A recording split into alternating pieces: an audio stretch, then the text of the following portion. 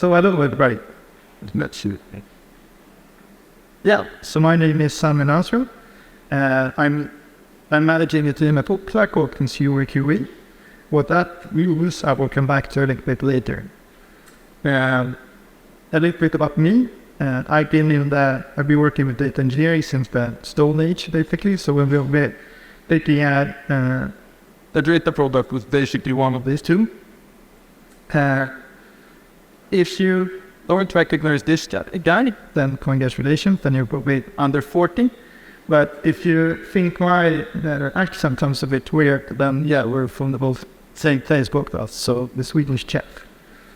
And when I'm not working with data, I love sci-fi, so I'm still hoping for Stargate to come back with me.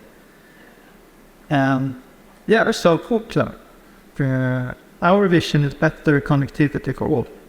And what we mean by all is everyone. So everything from your cell phone to your whole broadband connection, we want to help you there to make it better. You probably know us best through some of our consumer brands. And the biggest one is our speed test and the cloud detector. The speed test answers the question of how your connectivity works. So is it fast enough? And is it consistent? And do you have the coverage you need where you want? And then we have cloud detector that answers the question if those services that you want to use your connectivity for is up. So a scenario might be that you have issues with WhatsApp. Then you would start maybe to understand if your connectivity works. You would start with speed test, try your broadband connection, and then if it works, you would probably turn to the internet and search for is WhatsApp up, and then you would end up at something there. And this picture really tells the story where I was working at Clickhouse. We're a data company, we're full of data, and we have a lot of domains. So for instance, speed test, we have over 600 million app installs that are all taking measurements each day of about 15 million. We also have cloud detector, which has over 200 million users and in a lot of different countries. So for instance, Spain is pretty big for us.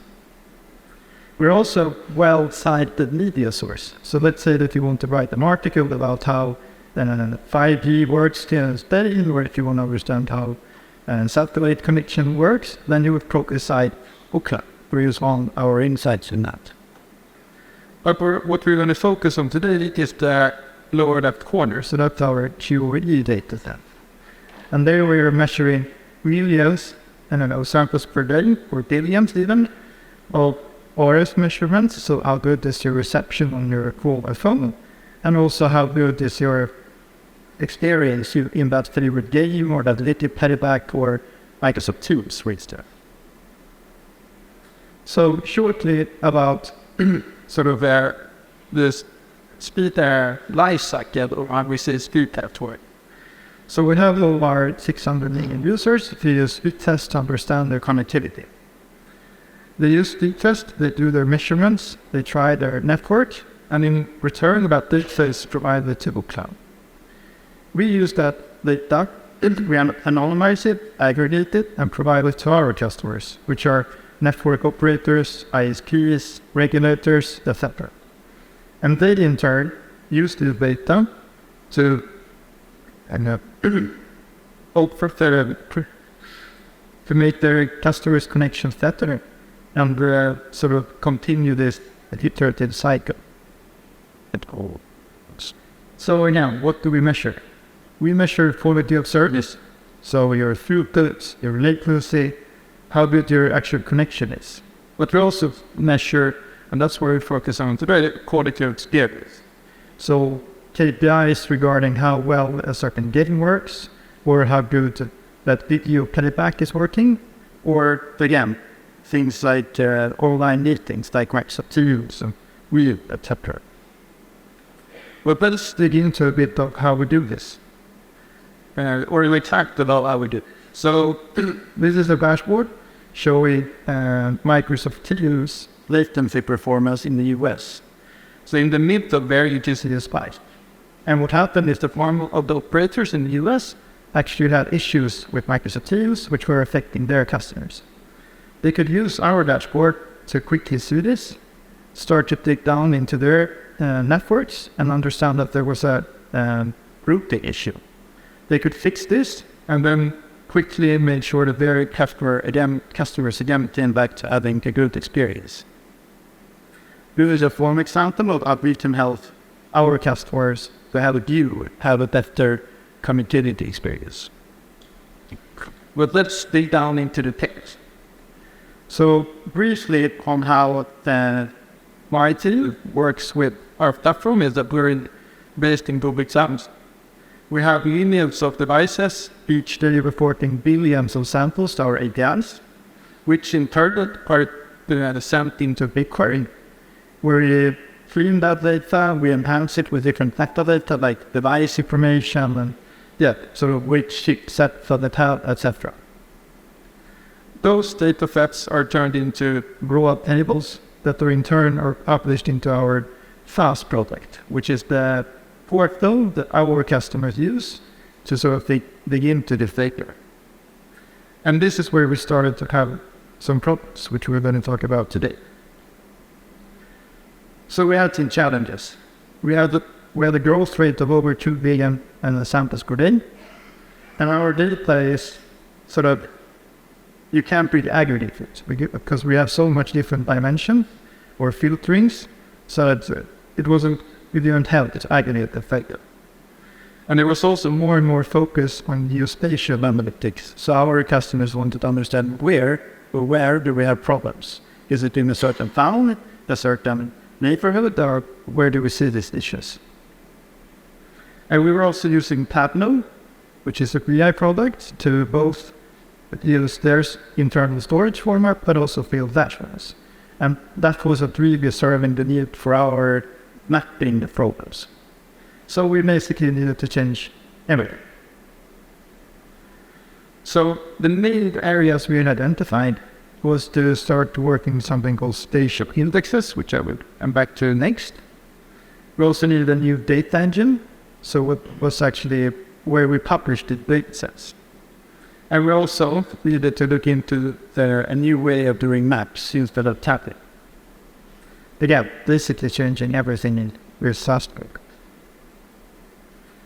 So, what is spatial indexing? It's a way to kind of split up maps into smaller parts. Give them an index or a number that you can then apply to your data. And basically have another way of filtering data instead of moving it in the magnitude to your exact position. And how this helps in databases is that you first of all only get one column to query or search for, and you also have a column that you can group by. So basically, using aggregates like average, percentiles, etc., becomes much simpler. There were several different systems for that out there. For instance, quadkeys, or maybe you've seen this group where there's 2 hexagons. But we take quadkeys and we take the index down to, as you can see, made in the corner there, so 10 by 10 meter squares, basically. That we tag in the 4-hour data. And how this changes working in the database is one example here.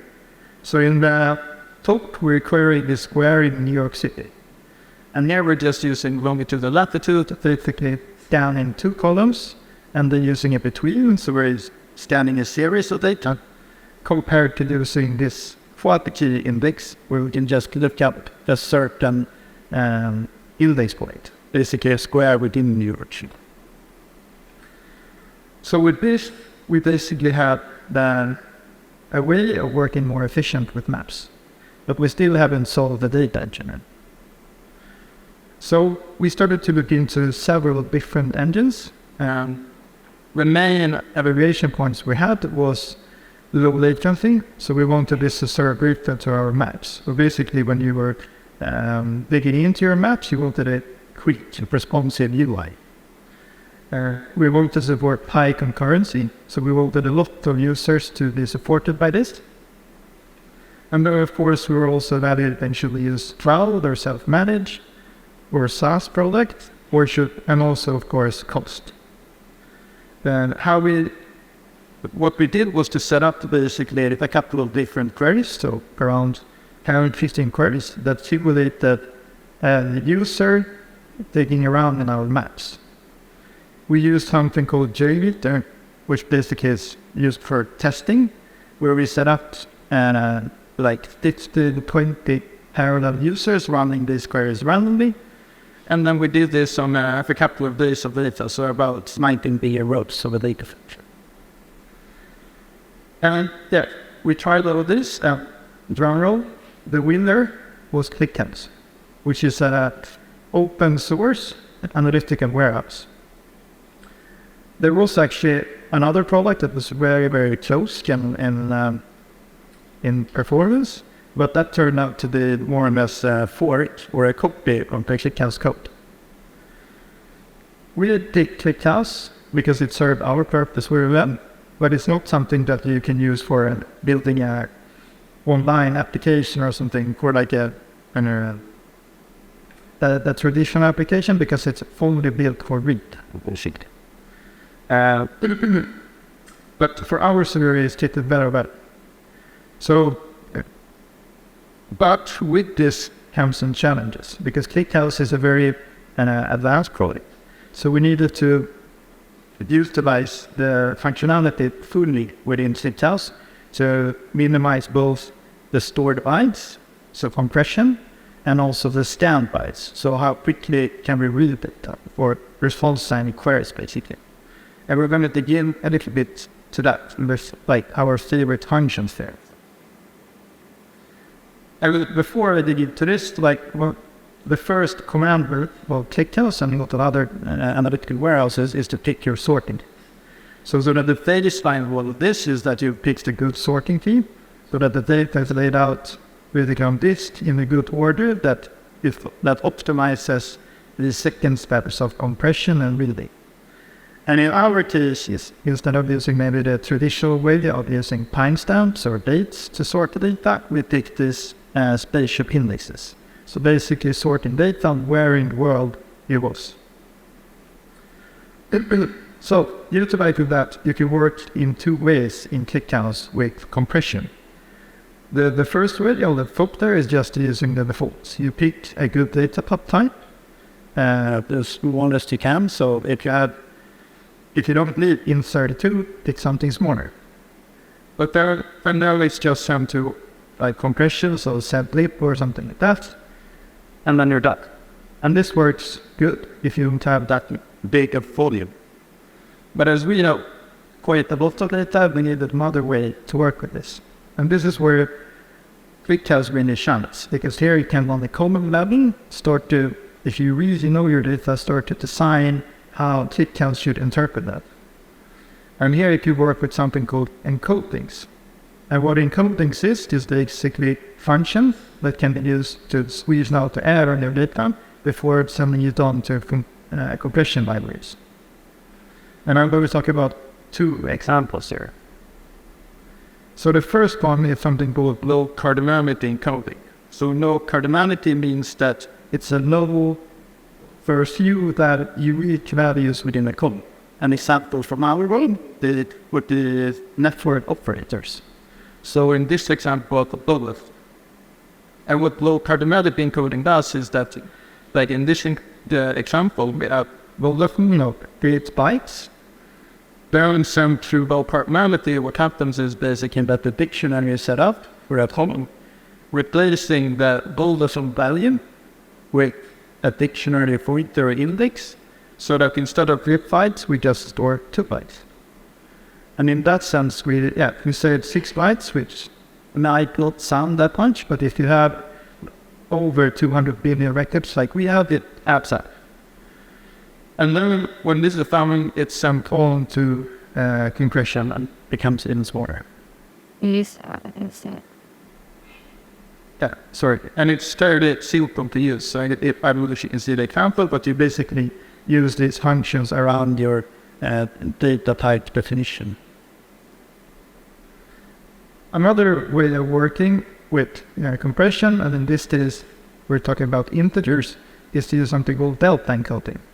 So again, here you can define that if you know your data, you can define but it should be either using delta encoding or double delta encoding, which basically means that if you have numbers follow each other that are slow, changing fairly slow, like could be temperature or something in IoT for a certain value, there you can just store the differences between previous rows. So in this example, we can say a counter going 170 and 270 through 70, so basically adding 100. Then with delta encoding, you would only store the difference. So first the base of 170, and then just 100 per row, which would be the difference compared to the previous. And what this does, again, is take down cardinality, which improves compression. But you can take it even further. So we can use something called double delta encoding, which basically stores the delta of the delta. So in this case, it would be just starting off with 170, then the 100, and then just 0, because there's no difference in delta. And this takes down granularity even more, so it's even better for the compression methods following. Then, and with these two, we managed, and several others, we managed to get down our data footprint by 20x, and for us, that was something like from 60, 70 terabytes down to 2, 3. So, and that means a lot of difference when building user interfaces and so, because it's less data to scan. But that wasn't enough. So, on the other hand, now we have saved a lot of data in storage. The second thing is working with routing data and optimizing that. And there are several ways within Clickhouse, but one favorite is something called projections. And if you work with other databases, you might recognize things like materialized views. And this is another take on that from Clickhouse. So what this basically is a functionality that allows you to create different perceptions of your data within a table. So in our case, having the data sorted by location or these quantities might not be as efficient if you want to do some time series analysis. So that instead, what you can do with projections is have a more or less copy of your data that would be sorted by time instead. Then, but that's not all, because you can also work with aggregations. So projection can also be aggregations, so grouping your data based on either these quad key indexes or a certain network operator or things like that. And all of these things are basically stored within the same table structure. So when these queries to the left there come in, you as a developer or a user don't have to care about these underlying structures. They are all answered by the Clickhouse query, basically picking the one with the least amount of data to scan. So, to sum this up, if we try this against our data, which is currently 200 billion rows and counting for this dataset, we managed to get down 3 times to more or less always to know half a second to a second in the more complex cases. So we more or less did the check on performance. The next thing was to be able to do UI on top of this. So we created a new user interface using React, and then we used a library for mapping called TakeGL, basically utilizing Clickhouse, port keys, and all of the things previously mentioned. And what you can do with this interface is, let's say that I'm an operator working in the US, and want to look into a problem within, let's say, New York. Then I could just go on here. I start off with 23 billion rows in this set. Zoom into New York. Let's say that I want to analyze throughput. So how fast can you download data? There, I would take that measurement, and the interface would quickly change the data to that. I would pick the certain operators that is in the left-hand corner there with that one. And then I would quickly see that I seem to have a problem. So in the blue box there, all the small pixels are basically red. So on that island outside of the yard, it seems to be some sort of issue. So then we could easily zoom in there. We can start to investigate the data. We can explore it. We can look into different measurements. So basically here, clicking in one of the pixels, we would get the summary of that pixel, which is basically all of the measurements we have. And we can instantly show that sort of the radio seems to tell a story here, which is that we seem to have bad reception, like the number of bars on your phone seems to be quite low. So what that means is that we have a bad connection to the cell towers, which means that and it tilts to down. So what we usually can do then is switch to this radio measurements. So like clicking here, we would look into RSRT, which is like basically the number of bars you see. And then we would see that when this item is into that it seems to be very red, which gives some insights to our customers and the operator that they probably need to do something here, build a new cell tower or increase some sort of performance, or physically this needs to be investigated. So this is basically how we allow our users to get better insights into their connectivity.